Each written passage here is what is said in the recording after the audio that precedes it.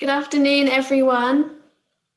Thank you for joining. We'll give it just a few moments to let everybody join, but please do introduce yourself in the comments. Let us know who you are and your wedding business. We've also got a poll up just to find out a little bit more about you and your preference on social media. So please do feel free to go ahead and answer this.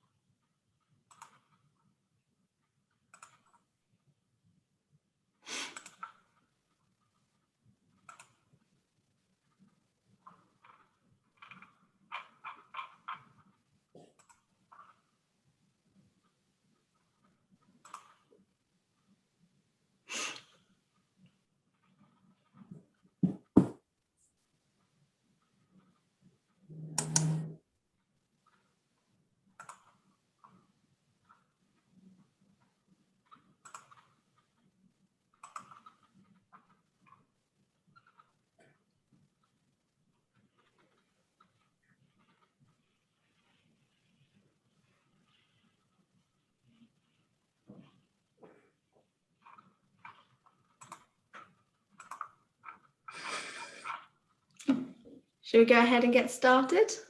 Yeah, sorry, I was just about to get a sneeze out of the way then. I've got really bad hay fever. I'll try and keep all my sneezes in. I will say as well, I've seen some of your comments come in. Just make sure that when you are chatting, if you select all panelists and attendees, just so everyone can see who you are. Yeah, shall we get going? We good? Yep. Yeah. Okay, so I'll introduce myself. My name is Zoe, and I am the social media editor at Hitched. I am on week 2 of the job. So apologies if I'm a little bit rusty, like go easy on me.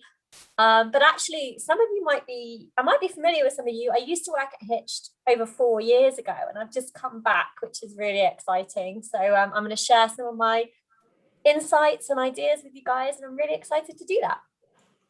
Hi everyone, I'm Lydia. I'm the Senior Marketing Exec here at Hitched.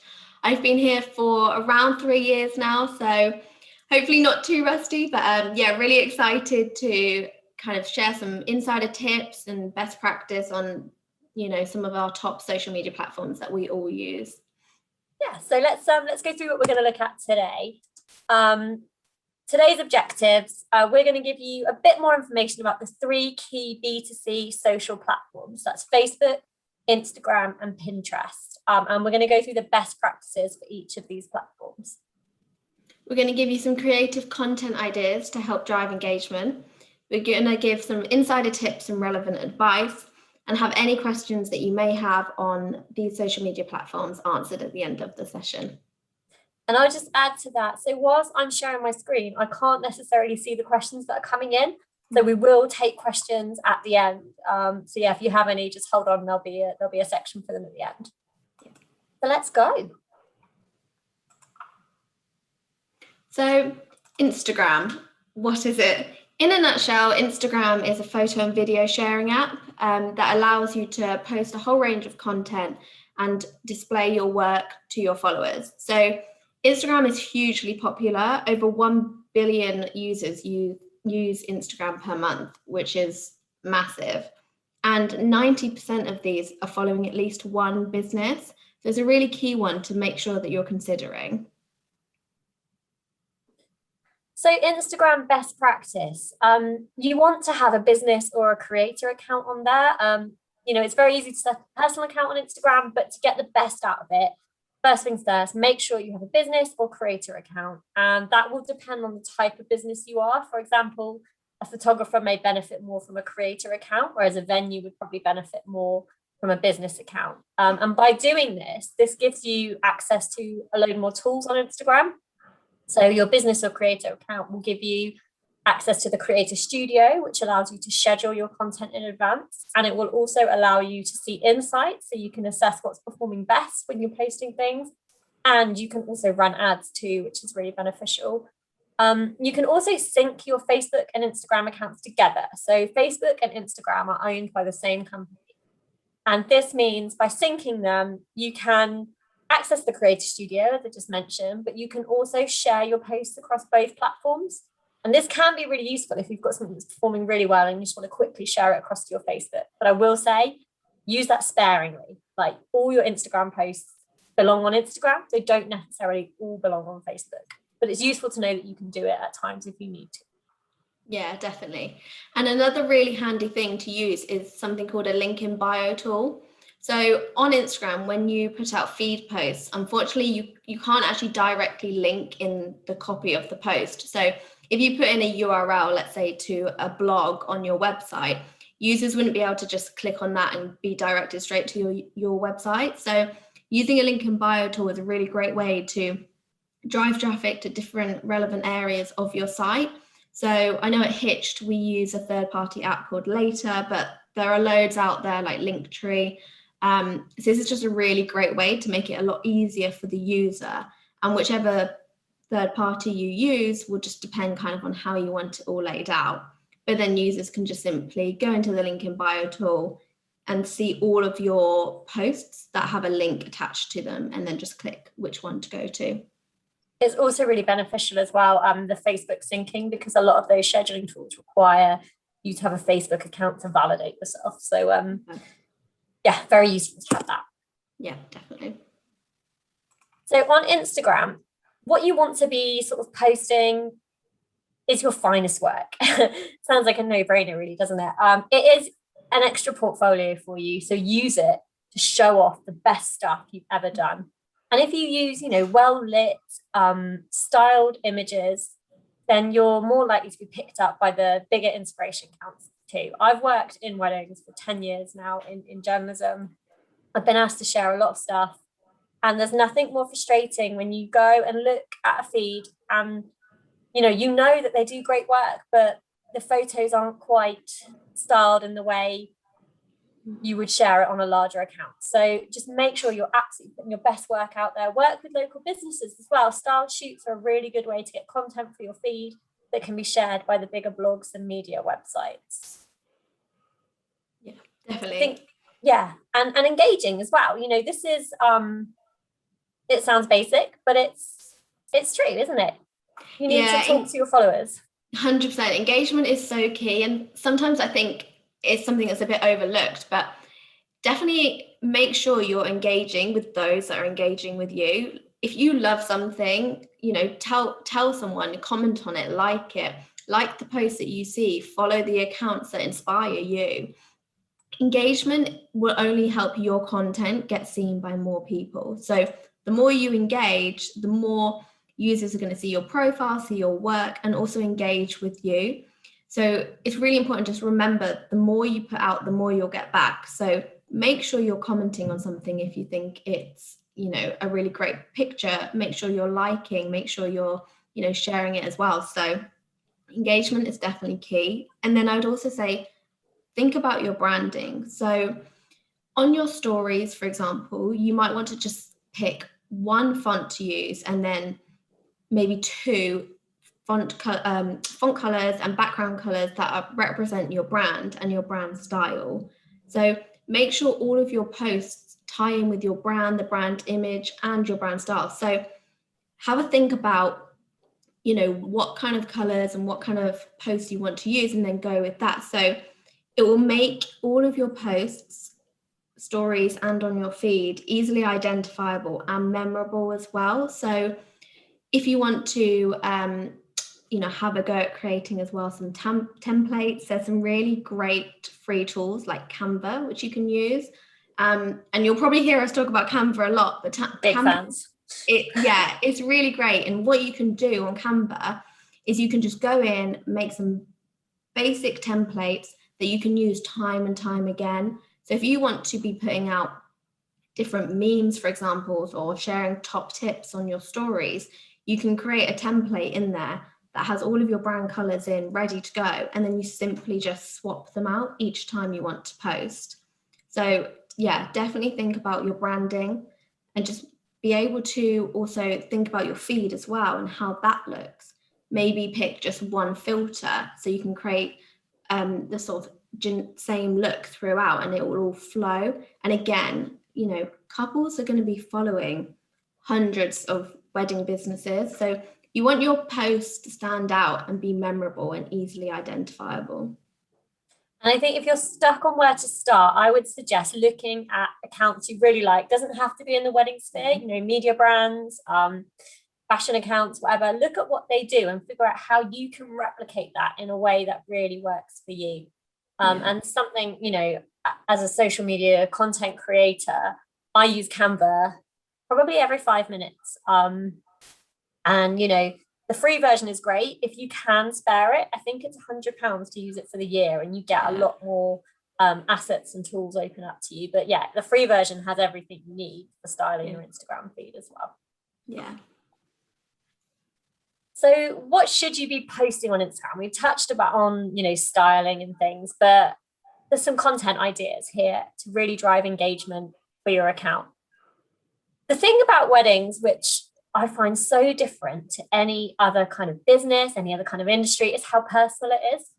People really build relationships with their wedding suppliers. I'm sure many of you out there have become friends with your couples that you work with. And it's really nice to be able to start building that relationship through your social account. So you want to get to know your audience, and you want your audience to know you. And the best way to do this is sharing little bits of your life.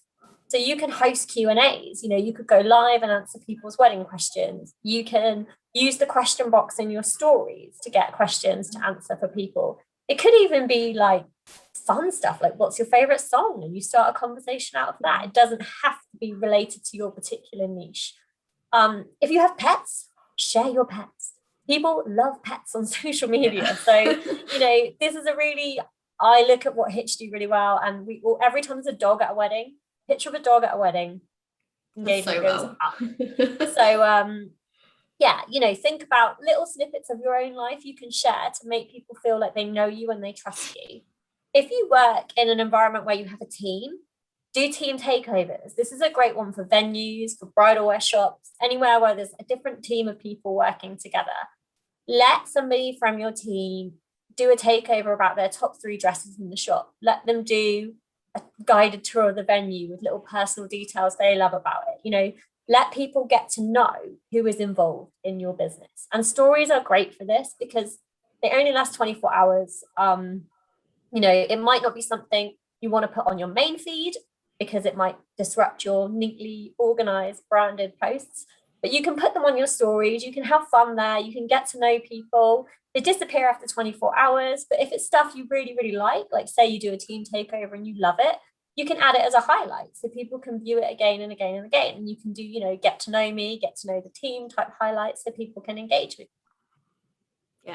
Yeah, definitely. And then just talking about what type of posts I put out, I 100% recommend putting together a content plan or a content calendar. So if you can post every single day, then that's great. But if you can't, don't worry, just think about how long and how many days you can actually, and how much time you can spend on your post. So, people are busy. If you know you can't do every single day of the week, that's fine. Then if you're going to do 3, pick 3 and stick to those. So if you're always going to post on Monday, Thursday, and Friday, create your plan alongside those dates and then map out what you want to post on each day. So whether you want to do this weekly, fortnightly, or even monthly, creating a content plan will just help you kind of save time in the long run. And also, in terms of the type of post you want to be putting out, you want to mix it up. You want your feed to be varied. You don't want to be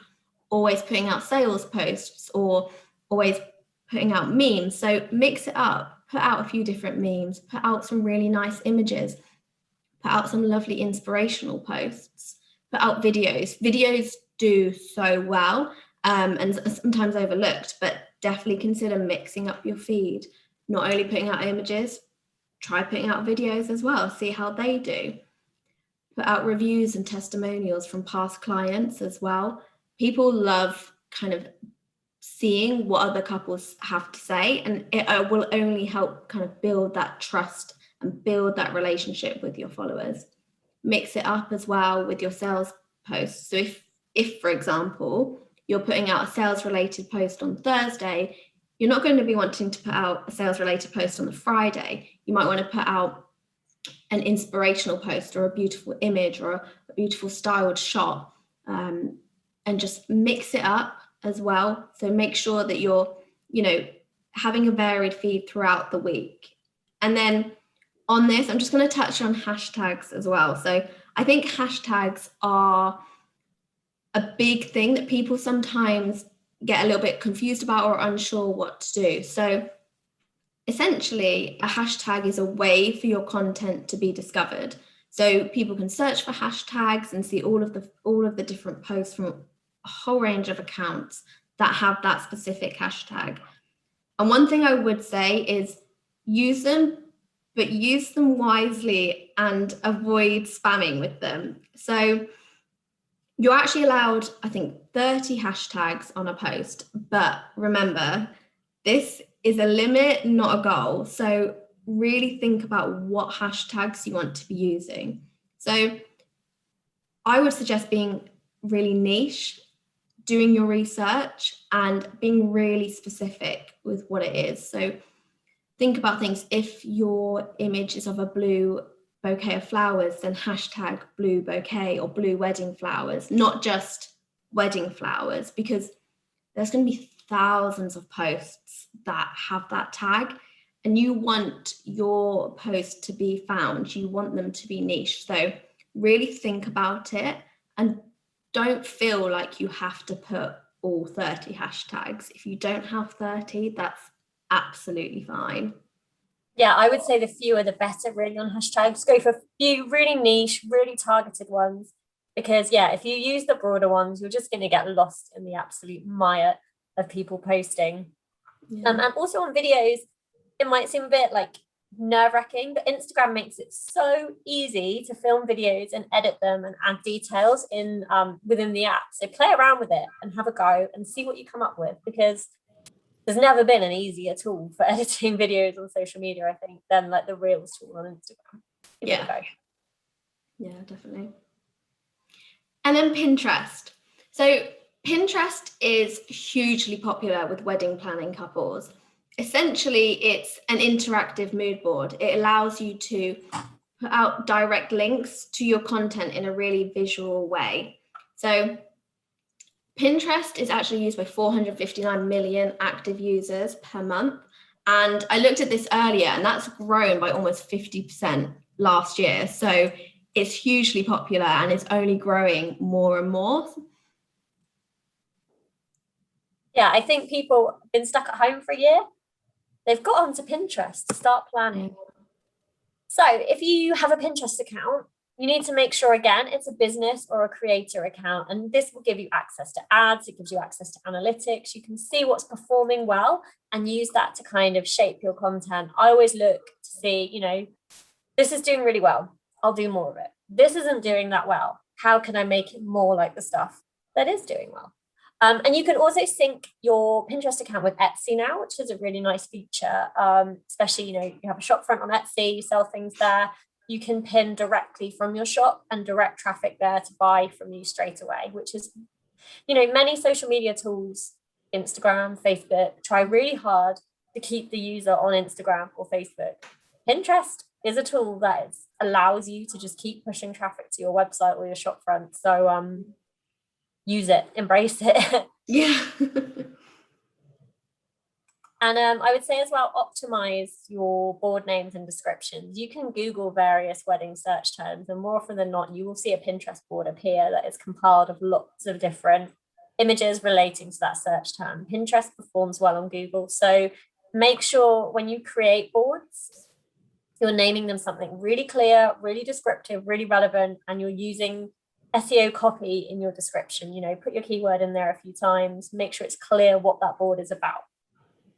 And then finally, I would say get a plugin for easy pinning. So it depends on what kind of content you have on your site as to how you pin. The way I do it predominantly is through a browser plugin. So I use Chrome. There's a great Pinterest plugin for that. And all you do is you hover your mouse over the page you're working from.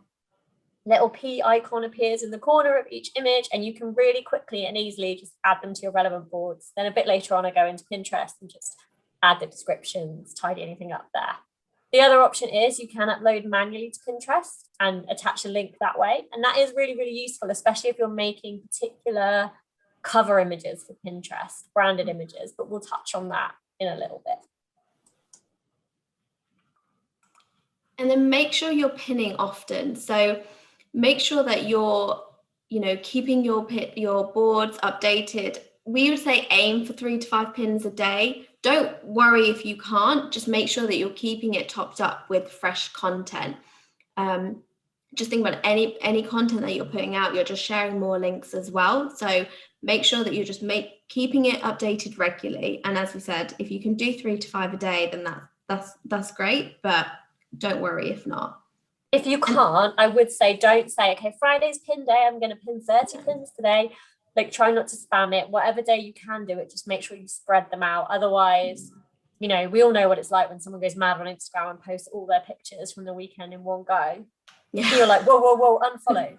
So yeah, keep it spread out so you're not like spamming your followers. Yeah.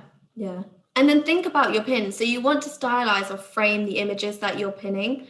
So your Pinterest boards need to be clear, they need to be easy to navigate as well, and really think about, putting a compelling cover pin as well, so people know what to expect.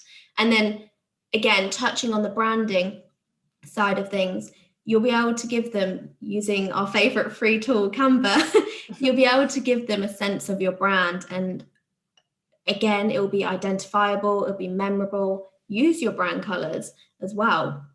Feature all of these. Canva isn't just for Instagram posts. It's a really great tool to use throughout your social media. And then again, just touching on engagement. Engagement is so key. Make sure you're engaging with other users. Make sure you repin the content that you like and take the time to follow people who are relevant to you. So everyone is busy, we know, and it can take time sometimes to go through, but set yourself that time, whether it's, once a week or just on a Sunday night when you're, watching TV, go through and, have a look and follow the accounts that you love and that inspire you. And then, celebrate other people's work. Just remember kind of what you put out again is what you get back. So yeah, make sure you're engaging, make sure you're repinning, make sure you're following, and it will really help grow your own brand's presence as well. Sorry, little freeze there on the slide. So the kind of stuff that you should be posting on Pinterest, very handily, it all begins with I, so it's nice and easy to remember. People want information, they want inspiration, and you'll do really well with both if you post infographics. Mm-hmm. So pinners like to learn. That is something I have learned myself from 10 years of using Pinterest. If you can frame something as tips or a tutorial or a guide, then you're going to get traffic from it. So this is quite easy to do. If you have a blog or even if you just create a video on your Instagram, because you can sync Pinterest to Instagram as well. But I would always say direct traffic to your website or your shop where you can. Like, it doesn't make sense really to direct it to another social platform. But if you're short on time, at least you know it's an option. So you can do some tips on like what you need to know about dress shopping, seasonal guides to flowers, cake decorating is one I always see come up on Pinterest, or like decor hacks and tips, things like that. And if you just create short blogs, they don't have to be hugely long because, you're not looking necessarily to rank page 1 on Google for this. But if you can get it circulating on Pinterest, you can get a really decent amount of traffic through from this kind of stuff. So yeah, information is a really good angle.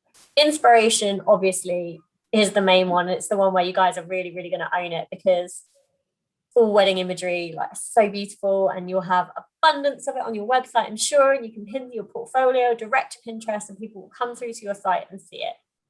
Again, just make sure you're putting them on the relevant boards. And I would say, don't go overboard on the boards. Keep it, again, very sort of tight and relevant. Don't have 55 boards that all have 6 pins in it. Instead, like, have 10 and keep them solidly populated with stuff that's relevant to you and your business. Yeah, and then add your descriptions, again, targeting those keywords that you want your work to be discovered for. And finally, we're going to give Canva another little plug again. We should be sponsored by Canva, seriously. Yeah. It such a great tool. If you are not a designer, I'm not a designer by any stretch. I live for Canva. It gives you templates for infographics, and you can very easily make your own. You can drop your own assets in, you can add your own copy, and then you can put these on your website, or you can pin them direct to Pinterest and add links to the relevant information to your website. And it's a really easy way to stand out because, you know, vertical content does really quite well on Pinterest. It catches the eye a bit more. So if you can make like a long infographic and pin that, directing traffic to your website, you'll see a really nice pickup. And there's loads of stuff you can do it on: wedding traditions, wedding facts, wedding trivia, as well as stuff that is directly relevant to your own business. And then Facebook. So Facebook is one of those social networking platforms that has just stood the test of time. It's been around since 2004, and a third of the world's population is active on Facebook. So I think it has 2.8 billion active monthly users, which is huge. Everyone I know is on Facebook. My mum is on Facebook. All my friends are on Facebook. Everyone has Facebook. And it's a really practical business promotion tool.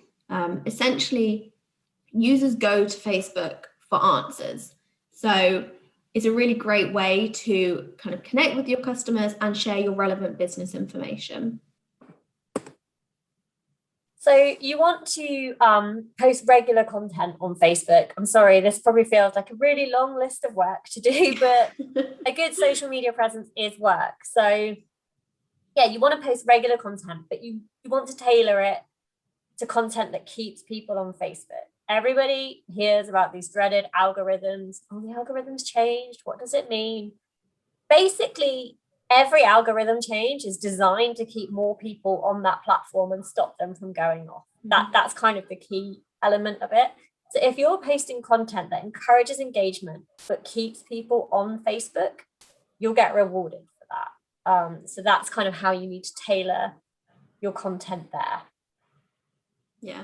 And then make sure all of your business information is up to date. As I said, users are going to Facebook for answers. So make sure that your business page has, you know, your website, your opening hours, you know, where you're located.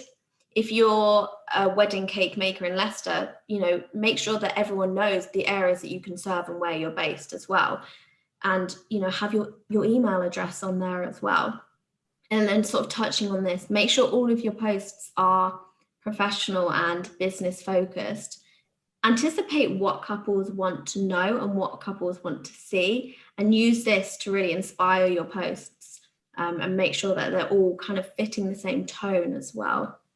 And that doesn't mean that you can't be fun on Facebook. There are some ways to be fun, but it's just remembering that end goal. People come to Facebook for information, people go to Instagram for inspiration. So it's just that definition between the two. Yeah. So you said about keeping people on Facebook, and it feels counterintuitive, but that is what you need to do. You need to get people to interact on Facebook, and that is how it rewards you. So if you post an image and you ask people to interact with it, to comment, to, you know, share their opinions on it, and you start a conversation, your reach is going to go up, more people will see your next post, and Facebook will, however it does it, put a little like tick next to you as, yep, they're keeping people on our site, they're not directing people away. So you'll get the benefits of that. I mean, when I post, obviously as Hitched, we want to direct people to listings, we want to direct people to the site. So we have to be really careful. We have to balance our content with images, with videos that keep people on the page, and then pepper the links in between and craft those posts so that you're talking directly to the person. You want to grab them as they're scrolling and say, this is for you. You need this, and you need to interact with it. And that's the key. Don't say, you know, I love this, because most people don't really care what you love, but they want to hear what they will love. You will love this. Oh, will I? What is it? It's just those little like language details that really can change how your posts are perceived by people and interacted with. Yeah. So yeah, you want to be talking directly to them. You want to be offering solutions. You want to be telling them this is what you need.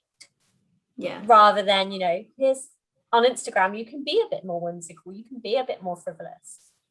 Yeah, I exactly. hope that makes sense. And yeah, be really clear about what you do and who you are, like Lydia said previously.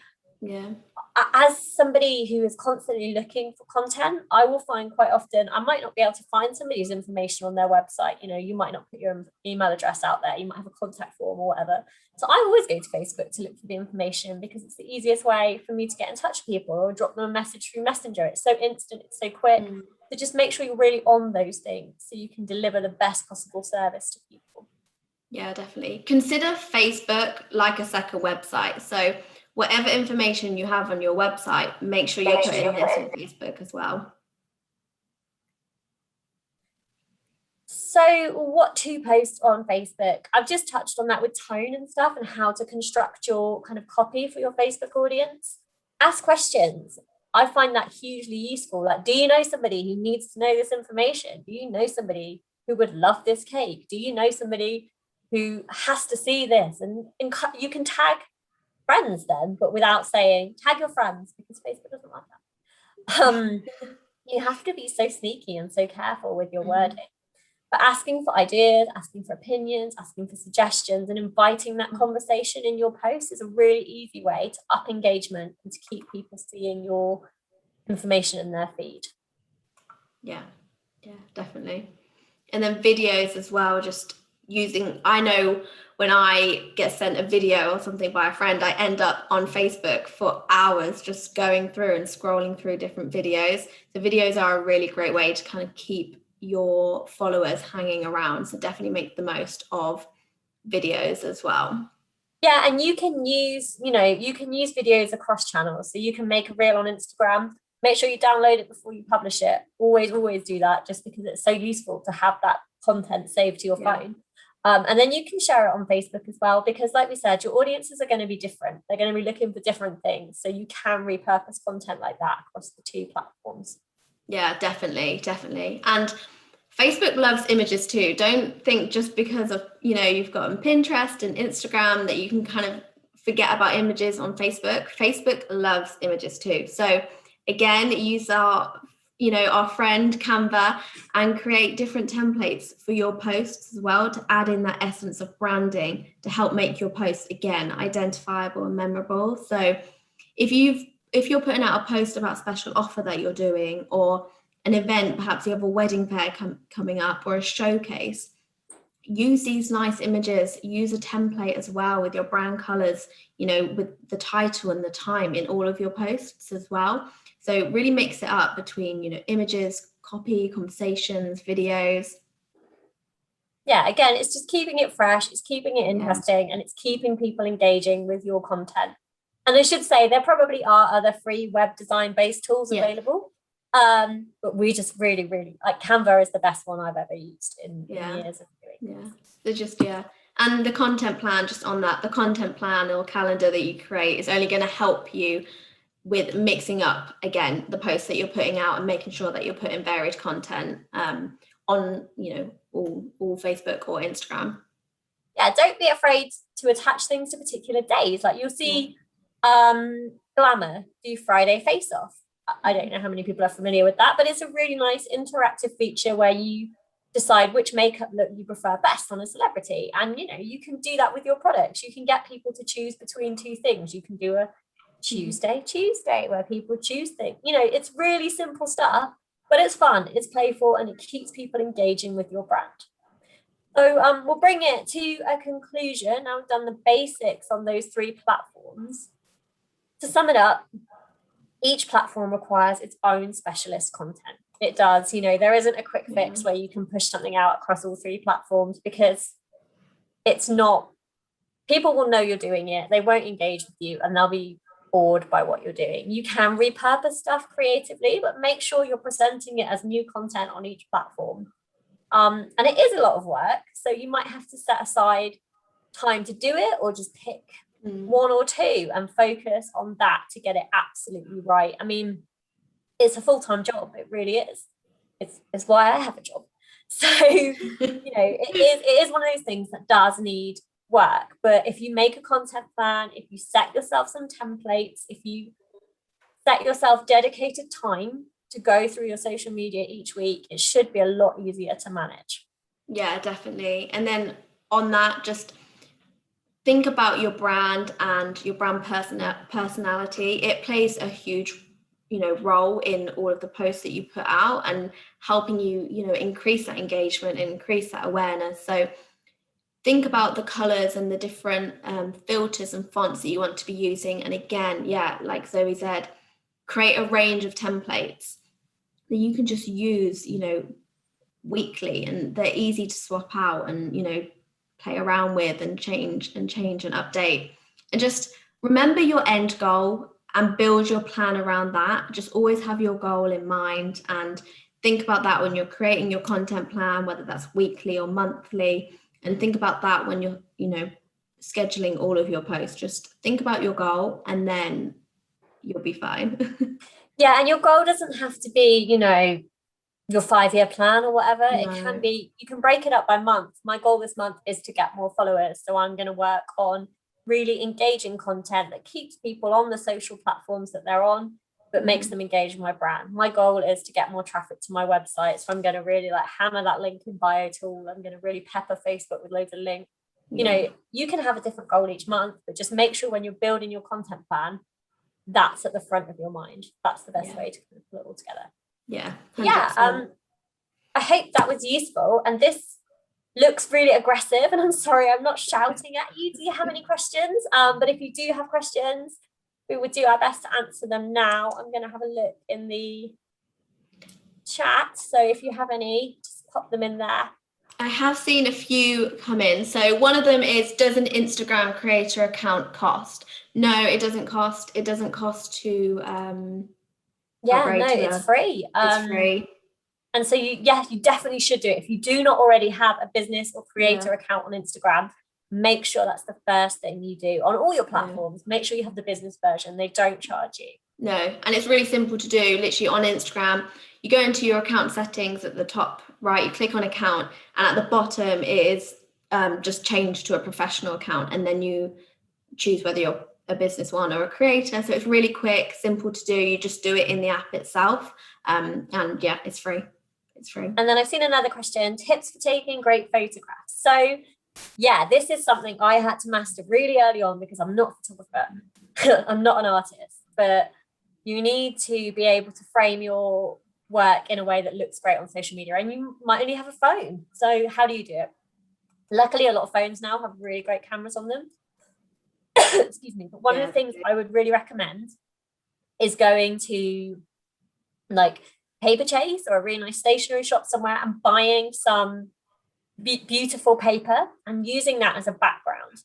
And then you can arrange your products in a flat lay or frame them with that as a backdrop. In the past, I've taped a bit of paper to my wall to form a nice backdrop. And then think about your lighting as well. You need to have really good light. Natural light is always best. But if not, position your stuff somewhere where there's great light and try and avoid getting the shadow of yourself. This is something I find really tricky, but yeah, there will be a place where you can light your photos and not get a shadow across it. And once you've mastered the lighting and the background, then hopefully, your pictures should come out that much better, that much more professional looking. And then you can play as well with editing details on your phone. You can pull up your brightness, your contrast, your saturation. It's really never been easier to make your photos look pro when they're taken on your iPhone. Yeah. And then a meme style post. So yeah, this is something I'm sure we've all seen them on Instagram, posts that they're not always funny. Like they might make you think, they might make you smile. They are posts that have text across them primarily. Sometimes they have pictures too, but you can make your own. So what I would suggest doing for these is picking a backdrop and adding some text over, and you can do a joke, you can do something funny, you can, if you're a florist, you can make some kind of like hay fever joke. I'm feeling that right now. Or even just putting an inspirational quote that you love, something about love, romance, relationships, marriage, and just use the opportunity to present something that makes you laugh, makes you smile, means something to you in a really creative way. Add your logo, add your brand colors. You'll find templates for them on Canva. And it's just a really nice way to inject some personality into your feed and to get brand awareness as well. Yeah. And again, it just all helps with building that connection with your followers and, getting your followers to like you and trust you. And just, as you said, it gives it that personality and makes it that, it makes it more unique to you and your business as well. So yeah, meme style posts, I think, always do really well as well. Yeah. And if you just look on Instagram, search memes in the discover section, you will find hundreds to be inspired by, thousands. Yeah. Okay. So Sorry? I was going to say, we have a question here about, for Instagram, which is better, Reels or IGTV? So it depends on what end goal you want and how you want to be perceived. IGTV is great for building a big presence. There's so much you can do with an IGTV video. You can do interviews with people. You can do really in-depth, detailed, long-form videos that people will watch and refer back to. And it's great if you're doing instruction style posts as well. Reels are quick, they're easy to play with, they're a bit more fun, they are capped at a certain time limit, so you can't go through loads and loads of stuff in there. But if you want quick engagement and interaction, then a reel is great. But if you want to be seen as kind of a authority in your field, probably spend more time on IGTV.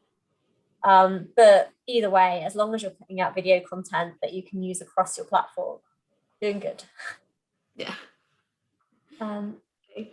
Just looking at the other questions that have come in. So there's a question here. I'm looking to set up and launch my business soon. What is the best way to build trust without having any reviews and testimonials yet? So you can start to collect reviews. Couples that are planning their wedding with you, they can leave you reviews on the customer service that you're giving right now. They don't have to have necessarily booked you and already had your wedding. You can still encourage couples that are currently planning with you and are going to work with you later on to review your service that you've given. That's one top. Wow. Sorry? I was going to say that's one top tip in terms of getting reviews. And I think for building trust, do the personal details, share a little bit of behind the scenes, share stuff that you love and that you like and stuff that you want to do. I don't know what your business is, so it's hard to tailor them. But if you are setting up as a photographer, talk about how excited you feel to capture people's days, to make memories that will stay with them forever, that kind of thing. And people will see that and they'll be inspired by that and connect, comment on things, talk to people on social platforms, engage. And that is how you build trust.